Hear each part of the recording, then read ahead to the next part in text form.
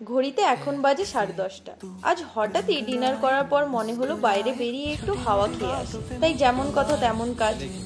বেরিয়ে দেখলাম যে শুধু আমরাই নই, এখানে রাতে প্রায় সবাই হাঁটতে বেরোয়। ঠান্ডা হাওয়া খেতে খেতে আর দুজনে গল্প করতে করতে অজানা গলিতে হাঁটতে বেশ ভালোই লাগছিল। হাঁটতে হাঁটতে বেশ কিছু ভালো রেস্টুরেন্ট আমাদের চোখে পড়লো, যেগুলো ইন ফিউচার আমরা এক্সপ্লোর করব।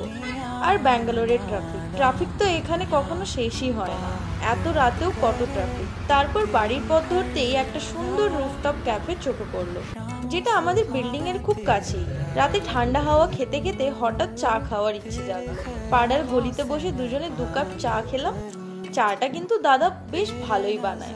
তারপর প্রতিদিনের মতো চলে গেলাম আমাদের বিল্ডিং এর ছাদে, যেখান থেকে ব্যাঙ্গালোর শহরটাকে খুব সুন্দর দেখা যায়। এবার পালা আমাদের নিজেদের কিছুটা সময় দেওয়ার, প্রতিদিনের ব্যস্ততার ফাঁকে। চলো, আজকের ভিডিও এই পর্যন্তই। দেখা হবে তোমাদের সাথে পরের ভিডিও।